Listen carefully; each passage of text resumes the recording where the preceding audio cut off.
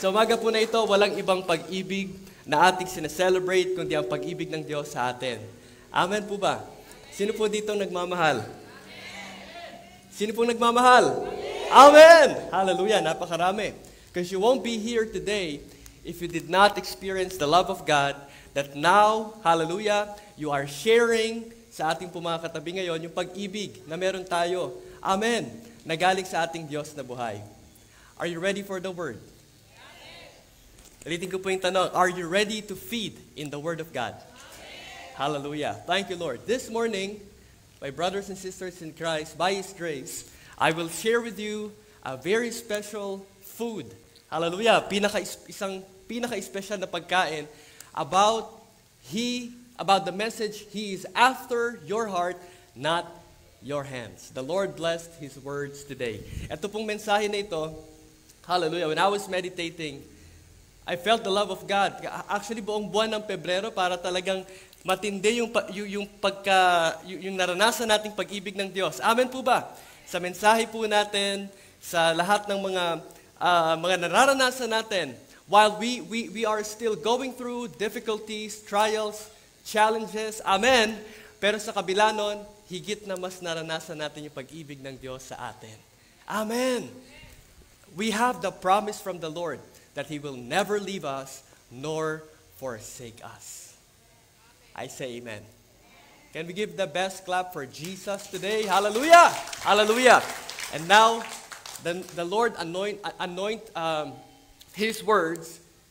He is after your heart, not your hands. To look into the scripture, in Luke chapter 10, verse 41, sabi po dito, Jesus answered to her, kay Martha. No? Later on, we will read the story again. Sabi dito, Jesus answered to her, hallelujah, Martha, Martha, you are worried and troubled about many things, but one thing is needed. Isa lang ang kailangan. And Mary has chosen that good part which will not be taken away from her. Let's bow down our heads and close our eyes for a moment. Panginoon, marami pong salamat sa araw po na ito na inyo pong inanoint, inordain, for us to celebrate your goodness. Last Sunday, naunawaan namin na ang araw ng linggo ay napaka-espesyal. Sapagkat sa araw ng linggo, lagi ka nagpapamalas, hallelujah, ng iyong grabing presensya at lagi kang may panibagong revelasyon na binibigay sa amin. Just like in the story of Thomas, na amin pong naunawaan. When you came to see, hallelujah, the disciples, doon sa upper room, Thomas was absent, was out, sapagkat hindi siya nananampalataya na ikaw ay muling nabuhay. Hallelujah! And you waited for another 8 days, for another Sunday to come, bago ka ulit nagpakita kay Thomas, at pinamalas mo sa kanya ang iyong kabutihan, at pinatunayan sa kanya na ikaw ay buhay, hindi na natiling patay. And right now, Lord God, you anoint this day, you ordained this day, hallelujah, to be a day of celebration. Kaya nananampalataya ako sa mga anak mo na inunang hanapin ang iyong kaharian sa araw po na ito. Inunang hanapin ang iyong kalwalhatian. You have a very special blessing to each and every one of us here today. Nandito man kami sa lugar na ito o maging sa mga nanonood sa live streaming na ito. Father, I pray na sa punto na ito, set their environment, hallelujah, sa nasa tahanan man sila, nasa opisina man sila, nasa anumang lugar sila, Panginoon, sa punto po na ito. May you set their environment, hallelujah, with peace. Nang sa gayon, ang kanilang focus ay nakatuon lamang sa pagkain sa inyo pong salita. And right now, Lord God, maging sa amin dito sa lugar po na ito, nakakain ng iyong banal na at buhay na salita, hayaan mo na walang anumang distraction ang mangyari. Bless I know, Father, you've already blessed our speakers, you blessed our equipment, you blessed our worship garden, sapagkat sa oras po nito, we will feed in your words. Thank you, Jesus, and Holy Spirit, continue to be our teacher today. This is our prayer. In Jesus' name we pray. And everybody say, Amen. Palakpakan po natin ang Panginoon. Hallelujah! O sabi mo na ngayon sa iyong katabi, kapatid, mamaya na tayo magkantuhan. Kakain muna ako ng masarap. Amen po ba? Palakpakan po natin ang Panginoon. Hallelujah. Now, let's dive into the Word. Sabi ni Jesus, Babalikan po natin yung ating mensahe sa araw po nito. It says there, He is after your heart, not your hand. Sa Tagalog, ang Diyos, lagi siyang nakatuon, lagi niyang hanap ang iyong puso, hindi ang iyong kamay. Kung merong ina-expect ang Diyos sa atin, God expects our hearts. Amen. God expects our hearts na naibigay natin sa Kanya rather than our performance, rather than our hands, our mighty hands, to be used for His glory. Amen. So, sa istorya po na ito, obviously, sinabi ni Jesus kay Martha, si Martha actually, at this time, which I already shared multiple times, si Martha na-rebuke ng ating Panginoon. Amen. Hello? Amen. No? Sapagkat si Martha, Jesus is an all-knowing God. Amen. He's all-knowing. Pagdating pa lang niya doon sa bahay, kung saan siya magtuturo, alam na niya kung anong ginagawa ni Martha, but Jesus did not call her attention. Ibig sabihin, hindi tinawag si Martha at sinabi na umupo ka dito. Jesus never commanded Martha, no, to sit down, listen to Him while He talks, no? Katulad ni Mary na nakikinig, nakikita po natin yung klase ng Diyos na ating sinasamba. Isang Diyos na binibigyan tayo ng kalayaan na magdesisyon para sa ating buhay. Hello? Amen. Even Jesus did not command Martha. Martha, kung meron dyan sa likod na nag-aayos ng, sabihin natin, Holy Communion. Di ba? Ganun usually sa church. Nag-aayos ng Holy Communion habang may preaching. Maraming mga ginagawa sa likod. Maraming nangyayari. Hallelujah. Tapos yung pastor, imbis na magturo, imbis na makafocus sa kanyang mensahe, nakafocus sa pagtuon, pagtawag sa mga tao. Hello! Amen! Gone are those days. Tapos na po ang ganung mga panahon na naunawaan natin ngayon sa ilalim ng biyaya ng Panginoon. Ang Diyos ay Diyos na napakabuti. Amen. He never tells us, hallelujah, what to do. He gives us the freedom. Kita niyo, even Martha was given the freedom to do everything hanggang sa napagod na siya. Amen.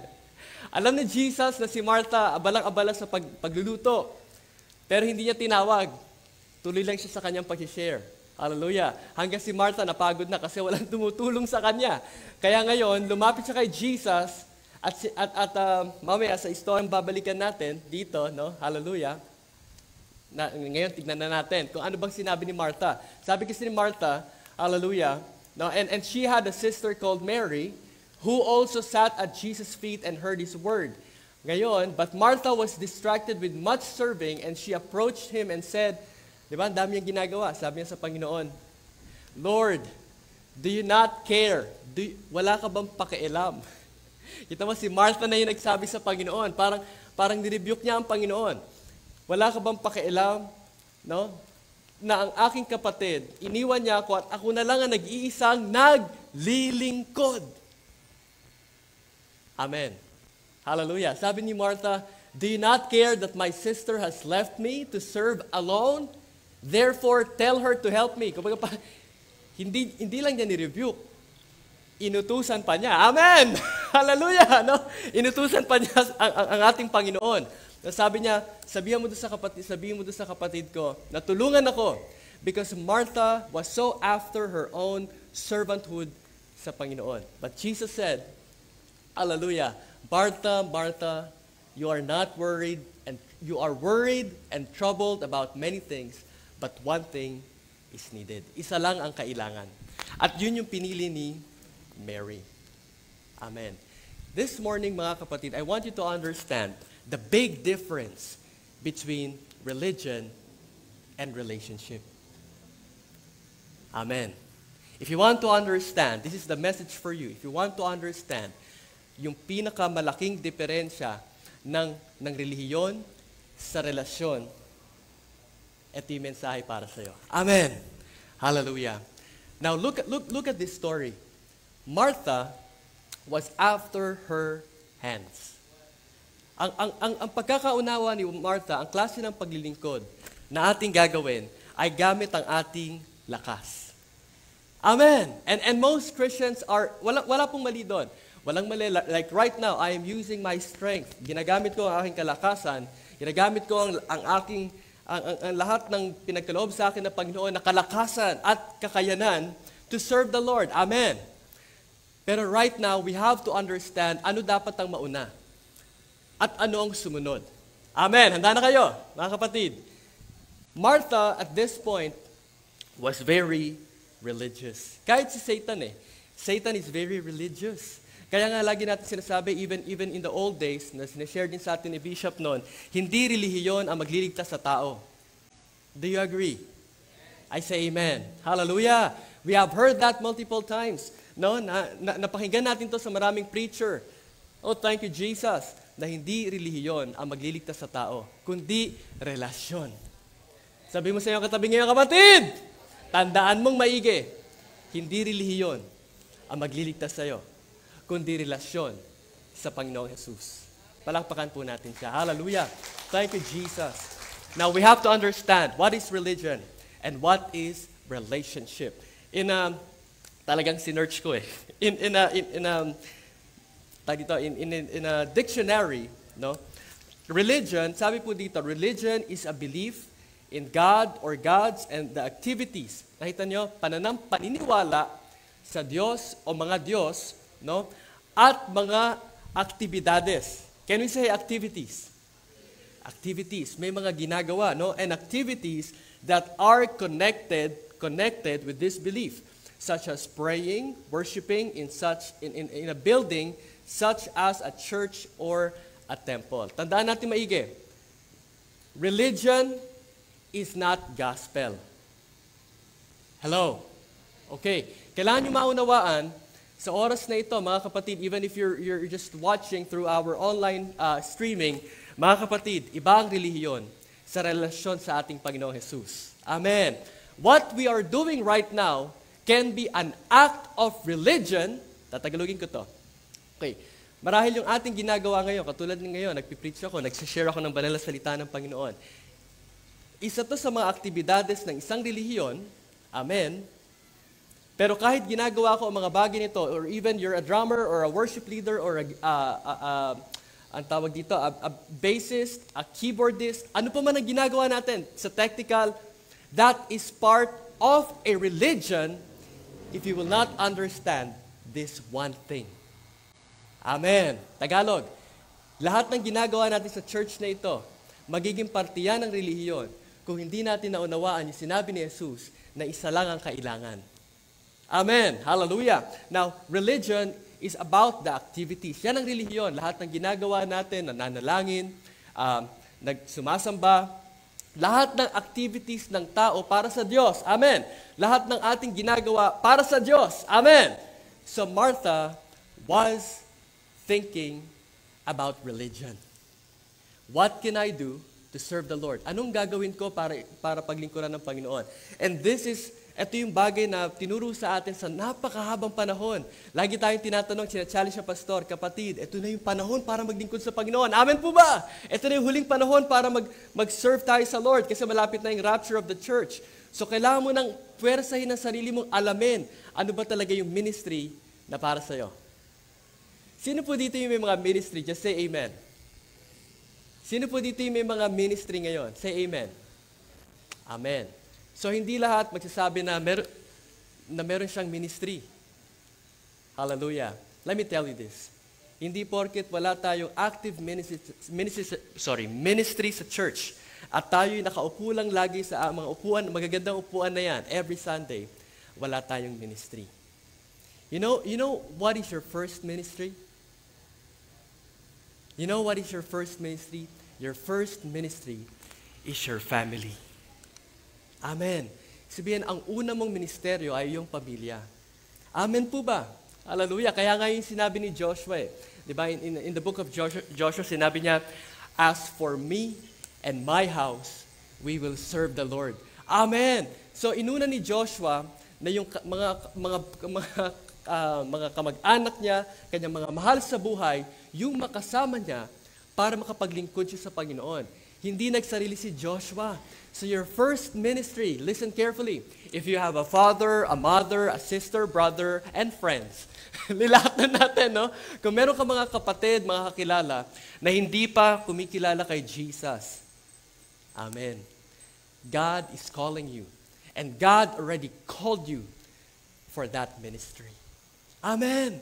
Alam niyo, nung nasumpungan ko po yung biyaya ng Panginoon, dati kasi napakahirap talaga mag-prepare na mensahe. Sa totoo lang, napakahirap talaga. No? Pero simula nung pumasok ang biyaya po sa atin, napakadali.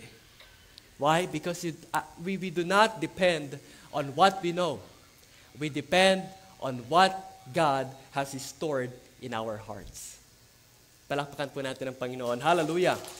Now, nung isang araw lang, nag-uusap ka ni Paslim, no, about dito. May dalawa pong klase ng pastor. Dalawang klase ng preacher. There is a pastor who preach according to his knowledge. And there is a pastor, o isang pastor, na nangangaral ayon sa revelation. As a grace preacher, mga kapatid, I am a grace preacher. I am a proud grace preacher. It means the only thing I will share hanggat nabubuhay ako sa laman na ito. Buhay na ako sa Panginoon. Buhay tayo sa Panginoon. Amen. This is not our body. The body that we have is the one that lives in this body. Lalagayan lang ito. Amen. Hallelujah. So sabi ko, hanggat nabubuhay ako, wala akong ibang ipapahayag kundi ang biyaya ng Panginoon. Amen. I will not preach about myself. And that is what composes a grace preacher. Kasi bakit?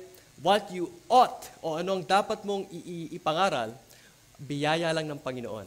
Pwede ba natin palakpakan ng ating Diyos na buhay? Hallelujah! Thank you, Jesus. So you can preach, I can preach according to knowledge, which is yun yung ginagawa ko dati, kung ano lang alam ko, pag walang revelation, kapag hindi ako nakapagbalasa ng maayos, di ba dati, nagbabalasa tayo, Panginoon, ano ba i-share ko ngayon sa Bible study? Lord, mangusap ka sa akin. I think I have a message ng mga nakaraan. Tingin ko last year yon. Nasabi ko sa inyo, when you read the Word, you feed in the Word. Amen. Kasi merong ganitong klase na Kristiyano, yung nagbasa ka ng Bible, binabalasa mo, at pag napunta ka dito, kunyari sa verse na ito, Mark chapter 10, verse 29. Panginoon, ito ba yung isi-share ko ngayon? Panginoon, ito na ba yung sagot sa aking katanungan? Ito na ba yung nagtatanong tayo? Amen po ba? Hallelujah! When you read the Word, you ask the Word. Mga kapatid, etong salita na ito, pagkain po natin. Amen! Ang pagkain, hindi kinakausap. Ang pagkain, kinakain. I say amen. So when you read the Word, you feed in the Word. Hallelujah! Kumakain tayo ng salita ng Diyos like right now. Amen! Habang nagsishare ang ating pastor, no, tayo ay kumakain. So when Jesus, hallelujah, was sharing, no, mga kapatid, when Jesus was sharing, when Mary was there, sabi dito, in verse 39, hallelujah, Mary sat at Jesus' feet and heard His word. So nakikinig si Mary, at sa punto na ito, kumakain si Mary. Similar thing na ginagawa po natin ngayon. Amen. Pwede ba natin siyang palakpakan? Hallelujah.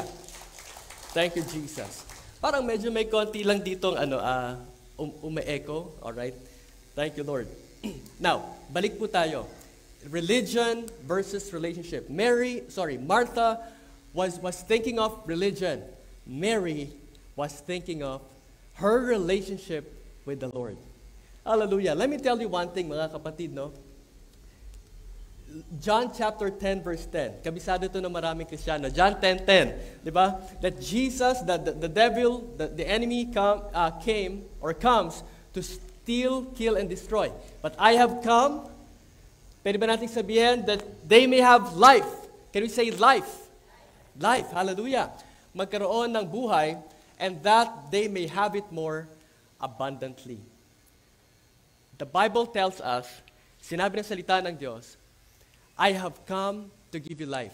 Hindi sinabing, I have come to tell you what to do. Amen. Or I have come to give you another religion. Or I have come to give you a religion. Jesus came to give us life. Amen. Dumating siya para bigyan tayo ng buhay. Hindi para utusan tayo. Pwede ba natin siyang palakpakan? Hallelujah. This God is an awesome God. Oh, thank you, Lord. The creator of the heavens and the earth. Lahat ng nilalang. Itong Diyos na nagmamahal po sa atin. Dumating siya to give us life. Can you tell your brothers and sisters sa mga katabi niyo, kapatid, oras na para malaman mo, buhay ka sa Panginoon. Amen. You are not here because you are a religious person. You are here because you have life from the Lord Jesus Christ. Amen. Who is the author and the finisher of our faith. Thank you, Lord. Okay lang ba magpapalit lang ako ng mic? Hallelujah.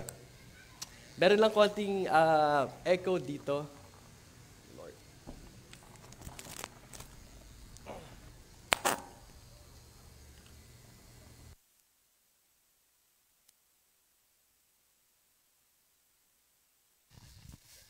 Praise. Yun! Nabago po ba yung aking boses? Praise! Hallelujah! Yun, medyo malakas-lakas na. Thank you, Lord. At wala nang medyo feedback. Ngayon, mga kapatid, sabi ko sa inyo kanina, oh, thank you, Jesus. Martha was after the religion. Mary was after her relationship with the Lord. Even Satan. Si Satan wala sa langit, nasa baba. Amen. Satan was very religious. And that's why I'm sharing this with you now, mga kapatid, para maging aware tayo sa atake ng kaaway, mismong sa church ng Panginoon. Actually, this physical structure is not the church. We are the church. Amen. The church of Christ, the bride of Christ. Hallelujah. Yung simbahan ng Panginoon, tayo po yun. Yung katabi mo, yung nasa kanan mo, nasa kanan mo, nasa kaliwa mo, nasa likod mo. We are the church. Amen. Hallelujah. Not this physical structure. So even Satan was very religious. Kasi ganito ang atake ng kaaway. When he when he deceives a Christian, he will always tell us, hindi na naman tama yung ginawa mo. Yung ginawa mo kulang pa. Amen. It's always more and more and more and more. Hallelujah. But here, mga kapatid, there's one thing that is important. Isa lang ang importante sa atin. And that is to sit down, feed on the Word. Because let me tell you this, mga kapatid. Hallelujah. God did not create us to love Him. If this is the first time you hearing this message, listen carefully. Para hindi natin ma-misinterpret. Ang tao, hindi ginawa ng Diyos para mahalin siya. Ginawa niya tayo para mahalin niya tayo. Amen. God created us for us to be the recipient of His love.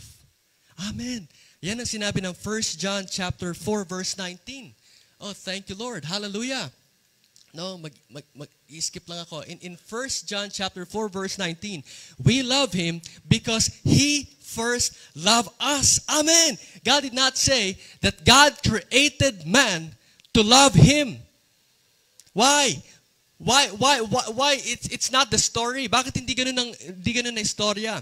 Because God is love. God is full of love. Hallelujah. Na ngayon ipinarara siya sa atin. At dahil doon sa pag-ibig na yon, look at this, mga kapatid. Pag binasa niyo po ba ito, pakiramdam niyo, inuutusan kayo ng Panginoon na mahalin siya? I say no, amen. Makikita po ninyo, this is our response to His love. Amen.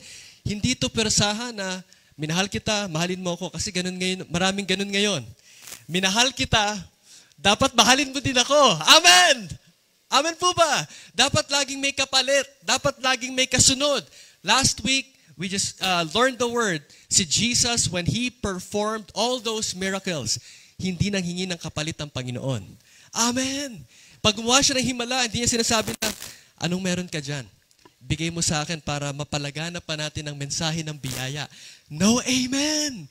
Hallelujah. Wala siyang hinihingi sa ating kapalit. Because He has everything. Amen. That we need. Ang Diyos, nasa Kanya na ang lahat. So right now, I want you to understand, God did not create us to love Him. For God to have someone to love Him. Amen. God created man to be the recipient of His love, and because of that love, hallelujah, that love that we experienced and we felt will result to what? Worship. Amen. Diba? Our main purpose, hallelujah. Bigay ko sa inyo yung verse, mga kapatid. Hallelujah. Thank you, Jesus. In Isaiah chapter 43 verse 21, sabi po dito, "This people I have formed." Itong mga tao na ito, tayo po yon. Lahat ng aking nilikha for myself. Look at the words, mga kapatid. Lahat ng aking nilikha para sa akin, they shall declare my praise. It's not they should love me. Amen. Hallelujah. We are here to worship the Lord. Amen. Nilikha tayo para purihin ang Panginoon.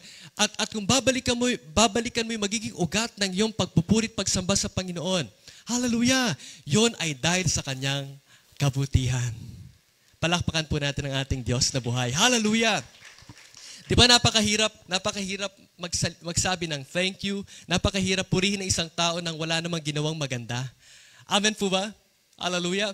Yung mga tao nagdidemand ng pasasalamat, nagdidemand ng respeto, nagdidemand ng kung ano-ano sa atin, sa ating lipunan. Hallelujah. Napakahirap sabihin ng salamat o napakahirap purihin ng isang tao kung wala kang narinig o wala kang naranasan o nakitang mabuting mga gawa galing sa tao na yon. Amen po ba? This passage, mga kapatid, pinapakita sa atin that God, our God, is a good, good God. Kaya ngayon kanta natin kanina, di ba? You're a good, good Father. It's who you are. It's who you are. It's who you are. And I'm loved by you. It's who I am. It's who I am. It's who I am. Ang Diyos ay Diyos ng pag-ibig. He never asked anything in return from us, mga kapatid. Even in the point of the believer. Sa atin pong lahat ngayon. Why are you at church? Bakit ba tayo pupunta sa church? Pumupunta tayo sa church. Hindi para sungkitin ang ating pagpapala, patunayan ang ating sarili sa harapan ng Panginoon. No. You are here sa simbahan na ito para kumain. Amen po ba? Hallelujah. Sabi mo, kalabit mo ngayon katabi mo, baka hindi na nakakakain na maayos. Sabi mo, kapatid, umupo ka na maayos. Kumain ka na maayos. Amen po ba? Palakpakan natin ang Panginoon. Thank you, Jesus. Anong ginawa ni Mary? Kanina sa ating binasa. No? Luke chapter 10, verse 39. Umupo si Mary at nakinig sa ating Panginoong Jesus. In other words, umupo si Mary ng maayos at kumain sa hapag ng Panginoon. Amen! At yun yung ginagawa po natin ngayon. And Martha's concept or idea of servanthood is by the use of her hands. Pero tandaan mo, kapatid, Jesus is not after our hands. Jesus is after our hearts. Sa umaga po na ito, hallelujah, kahit ang Panginoon, when He looks at me right now bilang pastor, hindi nakatingin sa akin ng Diyos, hallelujah, para tignan niya mabuti kung paano ako magsasalita po sa araw na ito. Actually, nung araw nga, dahil nga hindi ako ganoon ka maalam sa Tagalog, na malalalim na Tagalog, yung mga panalangin ko, iba-iba po yung direction. Hallelujah! Imbis na yung panalangin ko maging matagumpay, yung panalangin ko madalas hanggang, alam mo yung sinasabi ng mga maraming Kristiyano, hanggang kisame lang umaabot, hindi umaabot. Hallelujah! Kasi yung panalangin natin, iba. At meron pa akong naalalang panalangin ko noon na sabi ko, dapat, ang term kasi daw na dapat gamitin ay igapos. Tama ba? Yung pananalangin tayo tawag dito, wasakin ng Diyos ang lahat ng gawa ng kaaway. Di ba ang sinasabi natin, igapos? Tama po ba? Naisabihin, talian o igapos, hallelujah. Pero imbis na sabihin ko igapos, ang sinabi ko, kalagan. Hallelujah. Alam mo ba yung kalagan? Pakawalan. Hallelujah. No? So talagang, yung mga kapatid, kung pagtitignan lang natin ang ating mga sarili sa ating paglilingkod, hindi yan sasapat. Amen.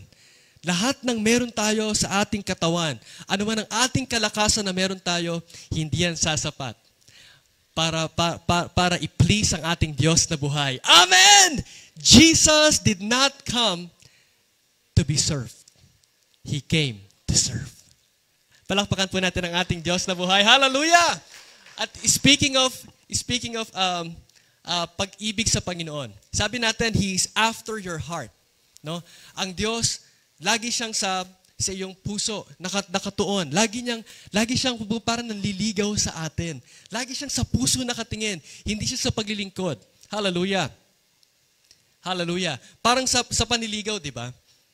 Ayoko magkaroon ng hugot dito. Pero di ba pag nanliligaw ang isang lalaki, ikaw ba lalaki, pag ikaw ay nanliligaw, nag-e-expect ka ba na habang ikaw ay nasa proseso ng panliligaw, ine-expect mo ba yung nililigawan na gumawa ng iba't ibang klase na aksyon para i-please ka?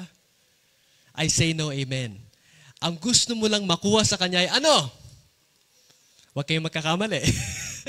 Hallelujah! Iba-iba na ngayon ang terminasyon ng mga kabataan. Pag ang lalaki nanliligaw sa babae, ano ang pinaka gusto niyang makuha? Yung matamis na, oo! Saan nanggagaling yung oo? Huwag kayong magkakamali. Hallelujah! Saan nanggagaling yung matamis na oo? Saan po? Sa puso. Amen. Amen. Hallelujah. Sa puso nanggagaling ang matamis na oo. Marami mga babae nagsasabi, oo, sige, sa chat na nga lang nagkakatulo yan eh. Oo, hallelujah, no? Pero iba pa rin yung talagang maririnig mo sa iyong nililigawan na, oo na!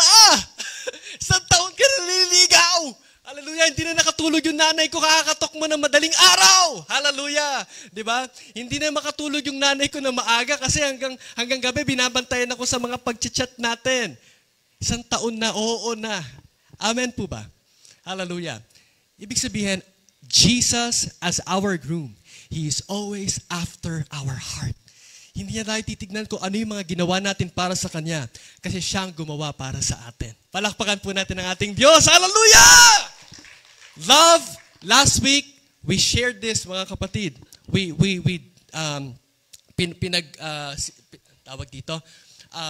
Pinag-aralan po natin na ang pag-ibig ay pagbibigay. Love is not love if you cannot give. Let's look into the scripture, mga kapatid. I want you to show you this passage in John chapter 21 from verse 15. In the story of, papaiksihin ko to. In the story of Peter Simon. Tinanong siya ni Jesus, Simon, son of Jonah, do you love me? Mahal mo ba ako?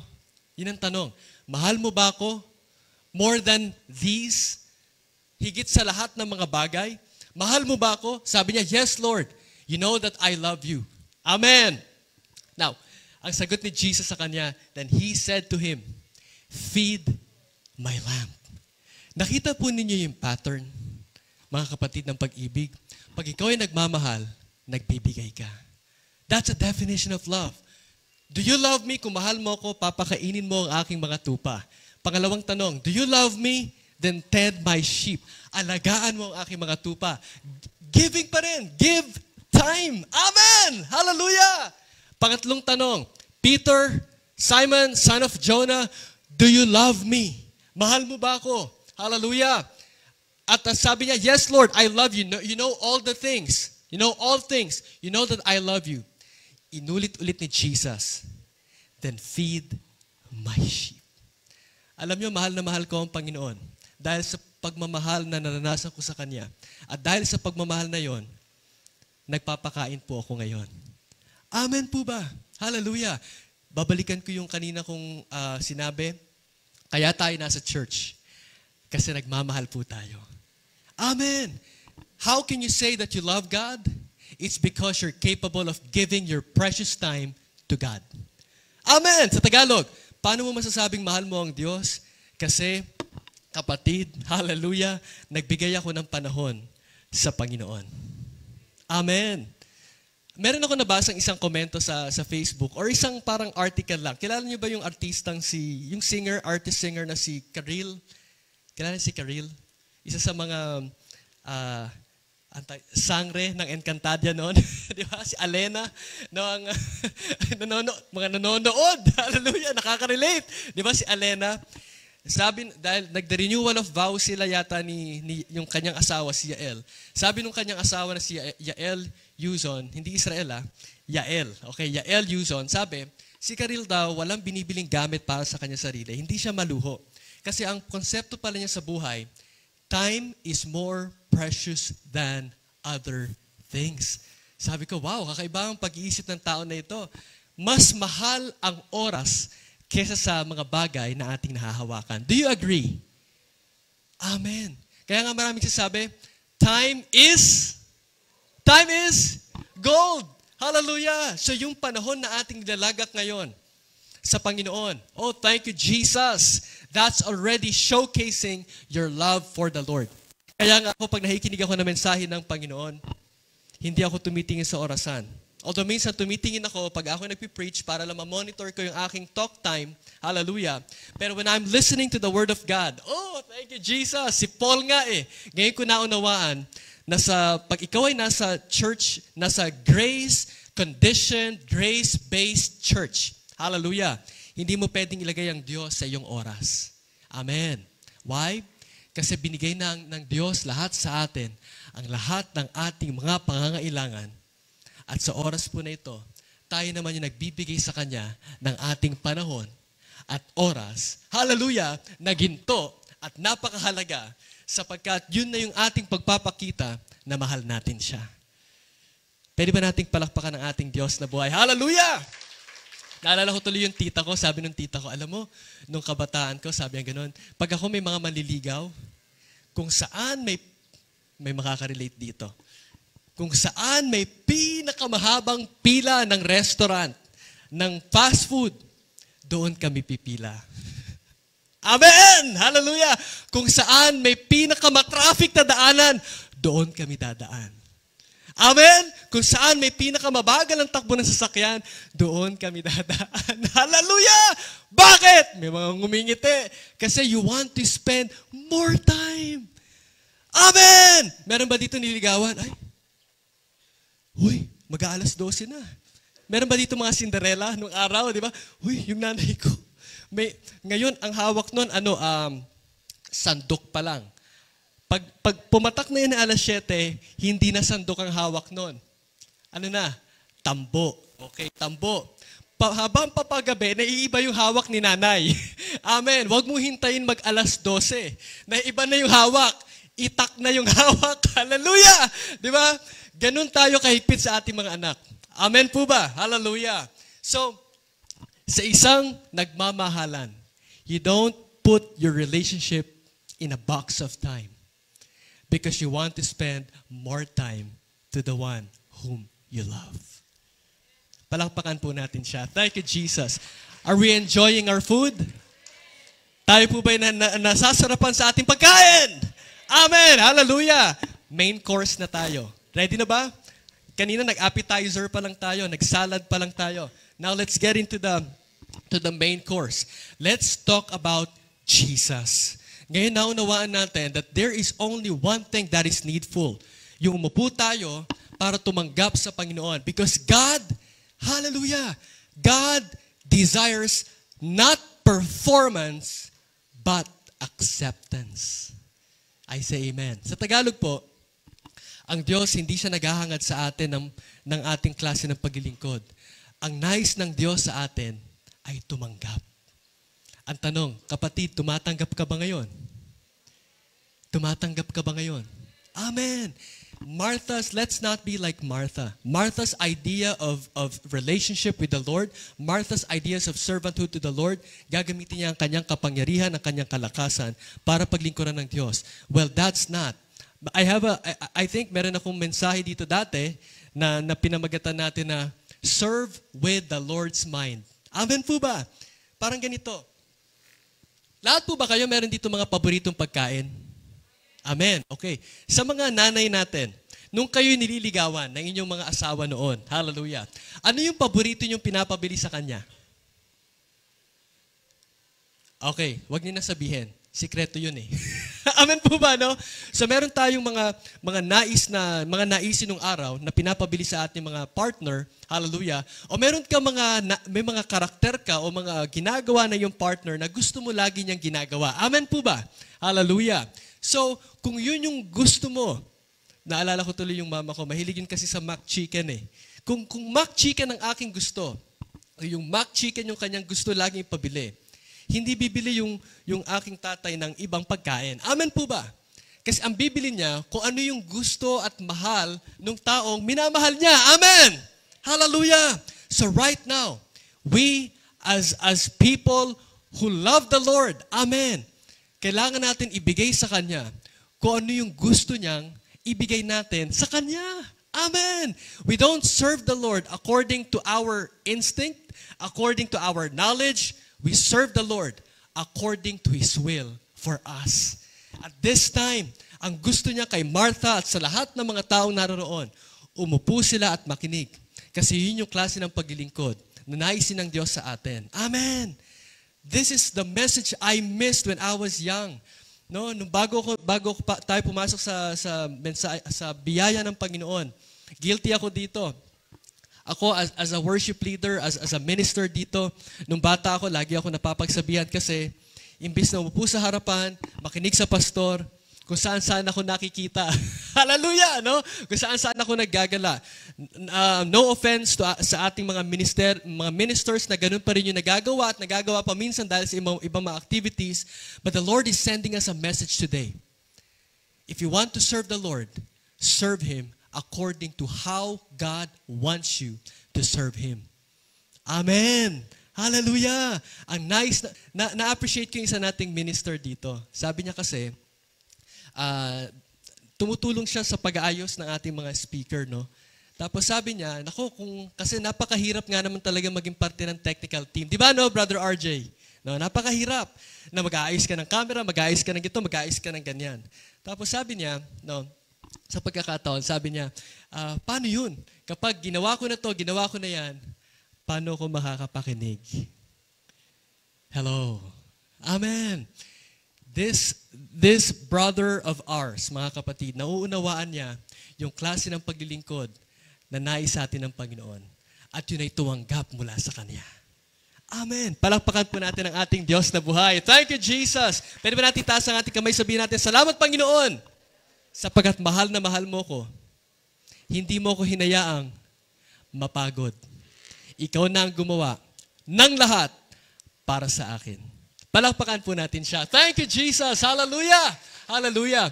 Now, Matthew chapter 20, verse 28. Let's look at the Lord Jesus Christ right now. Sabi niya, just as the Son of Man did not come, hindi siya dumating to be served, para paglingkuran, but to serve. Hallelujah. Hindi ako yung nagsabi na ang Diyos dumating para hindi paglingkuran, kundi para siya yung maglingkod. It's the Bible itself. It's Jesus Himself. He came to serve and to give His life as a ransom to many. Hallelujah! Binigay niya yung kanyang buhay para sa atin, para tayo ngayon ay magkaroon ng buhay na walang hanggan. Amen. Hallelujah. God wants us to receive. One more time. He did not create us, hallelujah, to love Him. He did not create someone to love Him. He did not create somebody, a human being, just to serve Him like that. He created us, amen, to be the recipient of His love, of His grace. Hallelujah! And because of that, magkakaroon siya ng mga mananamba. Amen!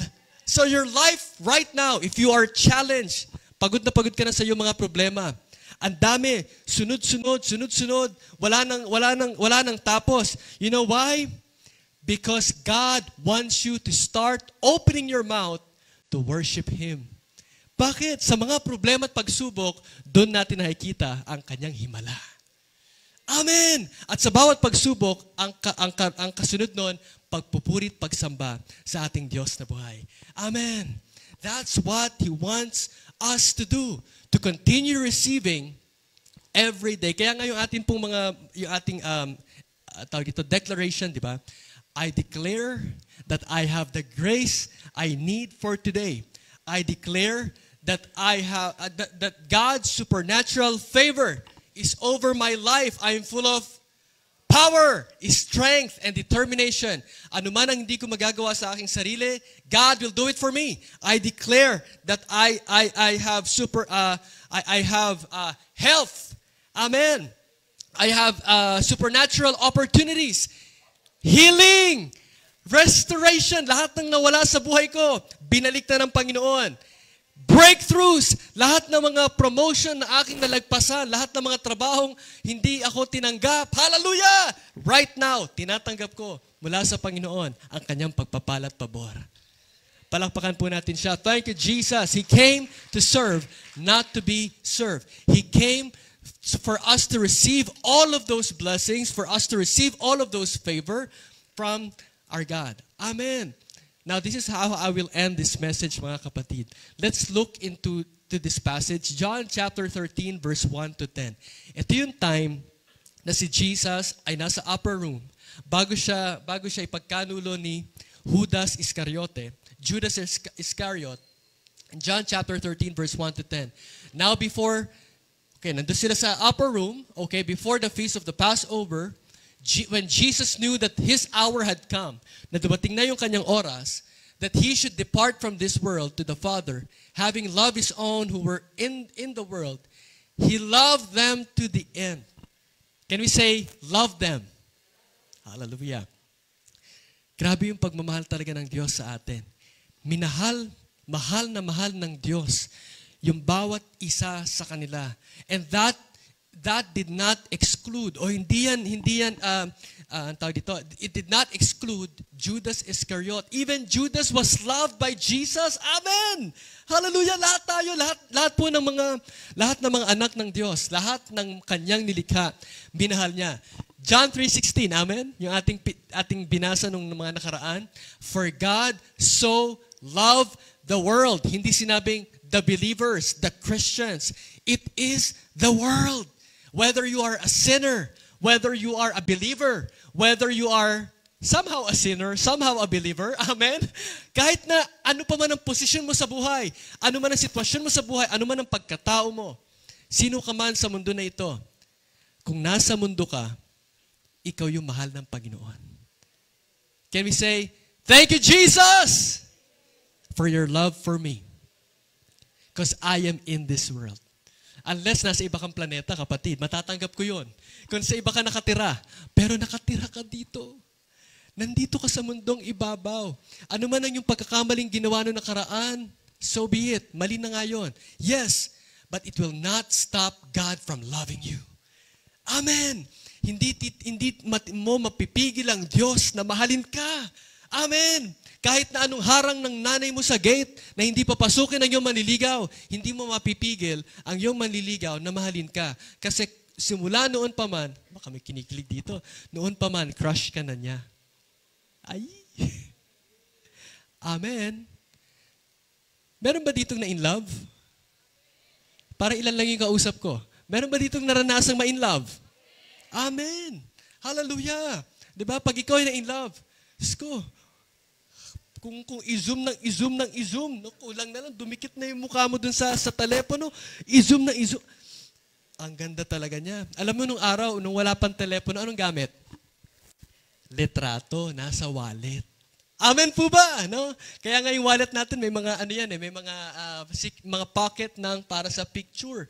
Pag binuksan mo yung wallet, ganda naman ng misis mo ah. Ang gwapo naman ng, pag ibang picture na nakalagay doon, magtaka ka na kapatid. Hallelujah! No? Lagi yung nasa wallet. Lagi mong tinitignan. Kasi in love ka. Hallelujah! Kahit ang ating Panginoong Jesus, ang kaaway, lagi niyang sasabihin sa atin, napakapangit mo. Alam mo, para, si Satan, parang yan yung best friend mo nung high school o nung elementary, na akala mo best friend mo, yun pala, karibal mo. Amen! Amen po ba? No, imbis alam mo, pumunta dito kanina si Mark. Meron bang mark dito? Wala kang tinutukoy na mark dito. Ewan ko ba't yung nasabi ko salita. Alam mo, dumaan dito sa room natin si Mark. Alam mo, sabi niya na turn off daw siya sa'yo. Kahit hindi naman. Hello. Amen. Alam mo, ang pangit daw nung damit mo ngayon. Kahit hindi naman. Amen po ba? The devil will always tell us about our imperfection, about our impurities, yung mga bagay na hindi magaganda sa atin. Hallelujah! To make us feel na hindi ako deserve yung tawag dito, yung matinee idol na yun sa school namin, hindi ko siya deserve. Kasi ang dami na in-inject sa atin ng ating kaibigan. It's similar to the position of the devil. Amen. He will always tell you about your disqualifications. Hindi ka nag-church ngayon. Bawas points ka na sa heaven. Amen! Hallelujah! Hindi ka nakinig ngayon na mabuti kay Pastor Israel. Bawas points na yan kay Lord. Mga kapatid, you can never stop God from loving us. The Bible tells us, what shall separate us from the love of God? Kahit taggutom, kahit nasakuna, kahit na ano pa mga bagay, it will never separate us from the love of God. Kasi mahal na mahal niya tayo. Palakpakan po natin siya. Thank you, Jesus. Now, I love this passage sapagkat pinakita dito, look at this verse. And supper being ended and the devil having already, na-deceive na niya si Judas. No? Verse 3. I want to focus on verse 3. Sabi diyan, Jesus, knowing that the Father had given all, can we say all things? All things. Knowing that the Father had given Jesus all things, nasa kanya na lahat ng bagay, into His hands. He has given all things into His hands. And that He had come from God and was going to God, rose from the, na kay Jesus lahat ng bagay. Kumbaga, in other words, nasa kanyang lahat ng kapangyarihan. Amen. Nasa kanya lahat ng kakayanan. Tumayo mula sa table, no? Tumayo from that supper, laid aside his garments, tinanggal ang kanyang ilang kasuotan, kumuha ng towel, nilagay sa kanyang sarili, and the next verse says, pagkatapos nun, naglagay siya ng tubig sa batya, okay? At simulang hugasan. Wow! Wow! Sinimulan niyang hugasan ang paa ng mga disciples to wipe them and towel. At tinanong siya ni Peter. Sabi niya, Lord, are you washing my feet? First time na nakita nila ang Diyos na naguhugas ng paa. Hallelujah! Jesus answered and said to him, what I am doing, ano man ang ginagawa ko ngayon, hindi mo to maiintindihan. Obviously, okay, kung hinuhugasan ng iyong paa, obviously, nagtanong nga si Peter, hinuhugasan mo ba ang aking paa? Obviously, alam ni Peter na hinuhugasan ng Diyos ang kanyang paa. Amen po ba? Hallelujah! Kumbaga pag may niluluto sa atin, obviously, alam natin na ang nanay natin nagluluto para sa atin. Amen! Hallelujah! But Jesus said, yung ginagawa ko ngayon, hindi mo ito naiintindihan. Oh yes, Lord, naiintindihan ko, hinuhugasan mo ang aking paa. Jesus was not, listen carefully, Jesus was not talking about the physical activity. Jesus was talking about the spiritual activity He's doing for the disciples na hanggang sa punto na ito, naranasan natin. Amen. Tuloy natin. Sabi niya, Peter asked him, you shall never wash, di mo dapat hinuhugasan ang aking paa. Jesus answered him, kung hindi ko huhugasan ang iyong paa, you have no part with me. Hallelujah. So Jesus right here, tuloy natin. Peter said to him, okay Lord, not my feet, hindi lang aking paa, paging aking kamay at aking ulo ay hugasan mo.